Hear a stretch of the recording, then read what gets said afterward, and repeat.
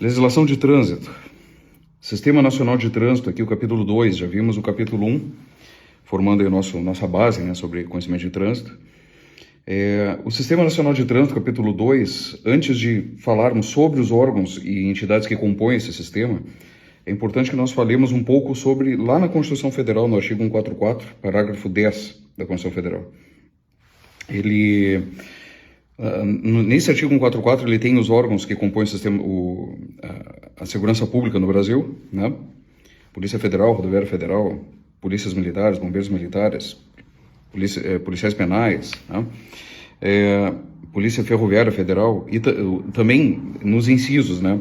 E na sequência nós temos ali parágrafos que falam na Guarda Municipal, nas guardas municipais, que também compõem a segurança pública, e também os agentes de trânsito, os agentes de trânsito tanto estaduais e municipais, né?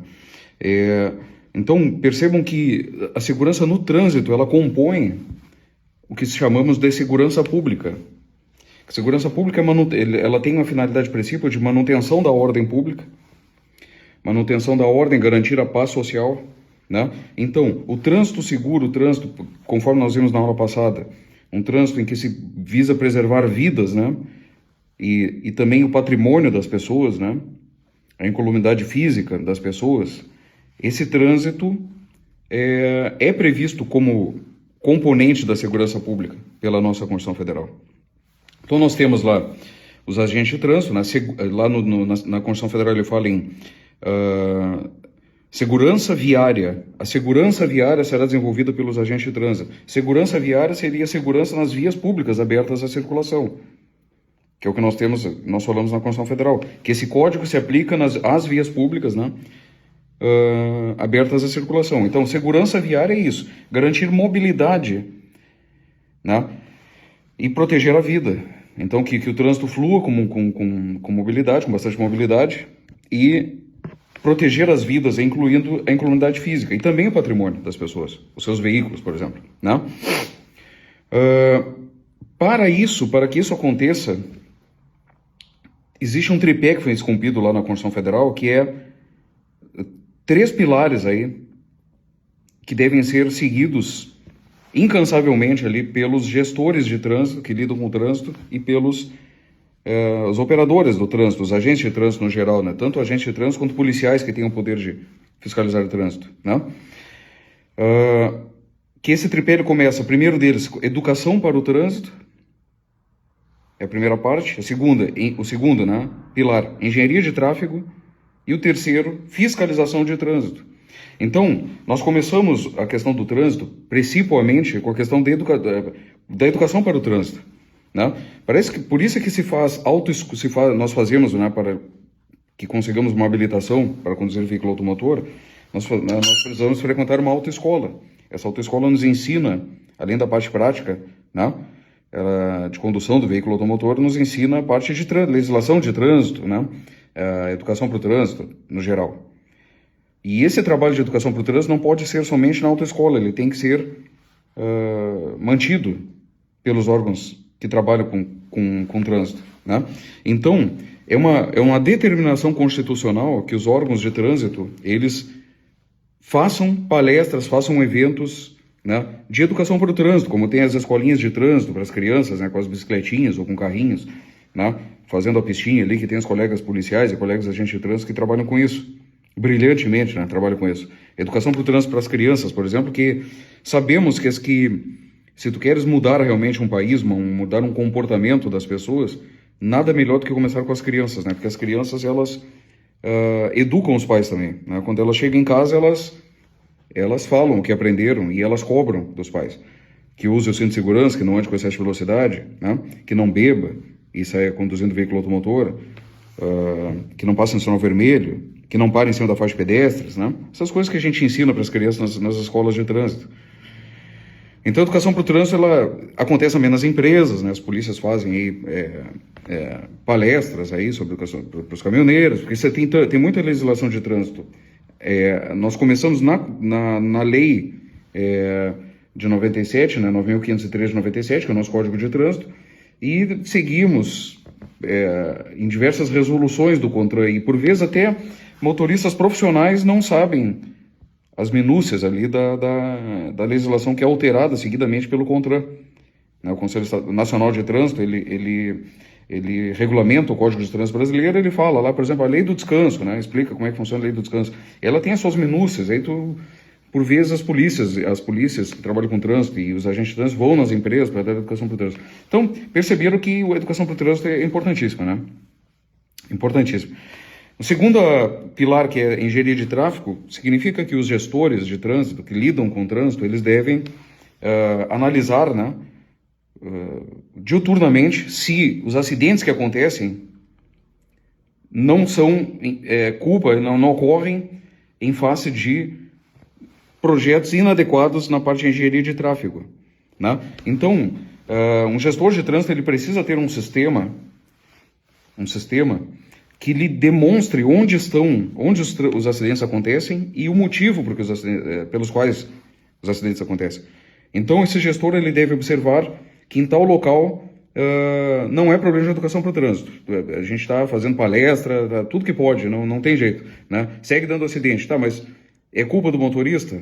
Não. Aí tu percebe, se eu botasse aqui um semáforo, se eu botasse uma lombada eletrônica, se eu botasse um redutor de velocidades, né, um radar fixo, né, os acidentes não aconteceriam mais ali, ou reduziriam drasticamente, né? Então isso é engenharia de tráfego, né? Tá dando muito acidente, se eu duplicasse essa via, se eu fizesse um rodoanel, né, se eu botasse um quebra-molas, uma sinalização horizontal ou vertical, esse tipo de coisa, entendeu? Isso faz parte do pensamento do gestor de trânsito, que deve ser uma obsessão dele, reduzir acidentes de quem lida com trânsito, né? Engenharia de tráfego é isso. E o último, que é a fiscalização de trânsito, que é mal vista pela sociedade no geral, né? As pessoas não gostam de serem fiscalizadas e autuadas, né? Lavrado um auto de infração de trânsito. A gente fala...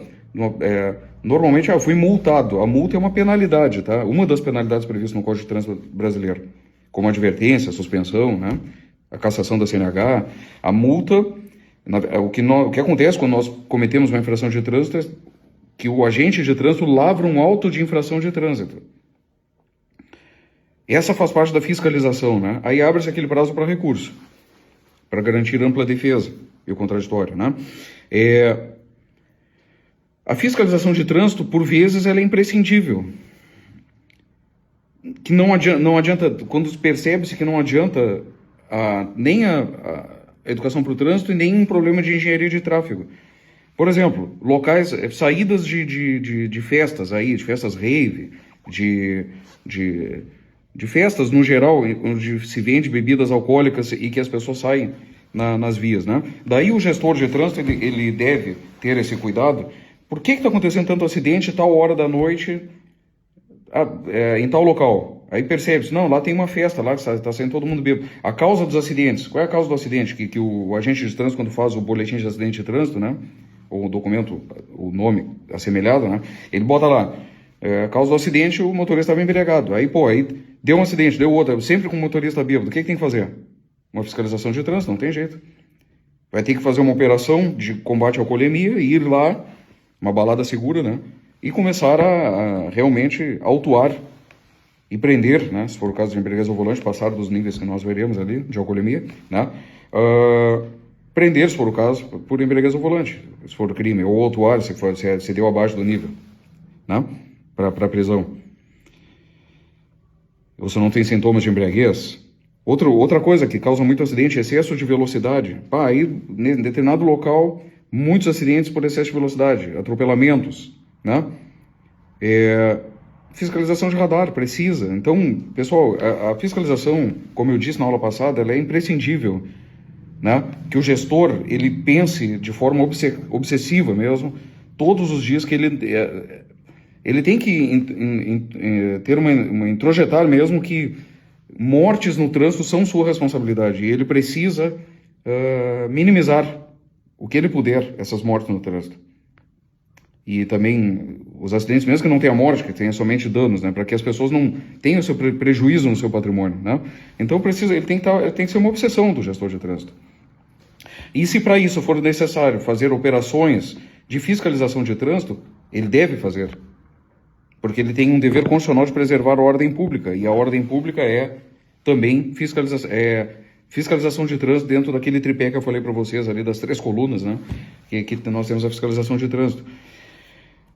Nesse viés aí nós temos, né, o capítulo 2, o título 1, ele fala aqui sobre o Sistema Nacional de Trânsito. Quem compõe essa organização desses gestores, desses órgãos e entidades, né? Ele é o conjunto de órgãos e entidades da União, Estados, Distrito Federal e municípios. Então, todos os entes federados têm órgãos de trânsito. Todos os entes federados, municípios, estados, Distrito Federal e União, tá? Veremos na sequência quais são esses órgãos, tá?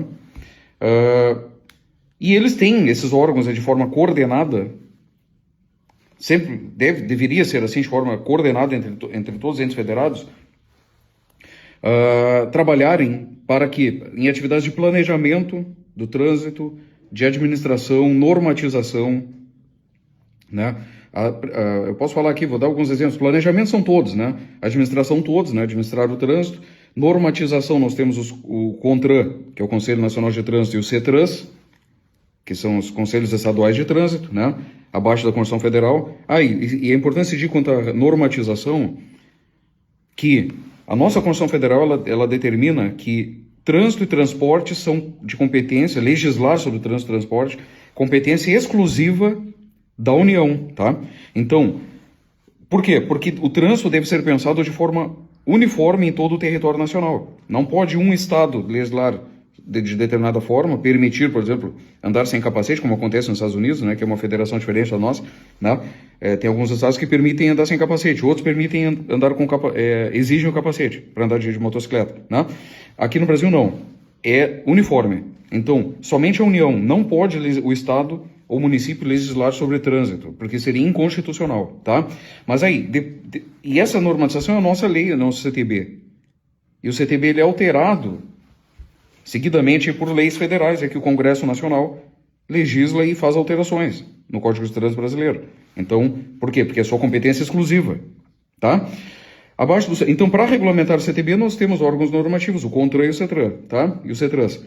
Pesquisa, registro e licenciamento de veículos, que a gente sabe que são os DETRANS. Desculpa, pesquisa são todos, né? Registro e licenciamento de veículos, os DETRANS, que são chamados órgãos executivos estaduais, tá? De trânsito. Formação, habilitação e reciclagem de condutores, que são os DETRANS.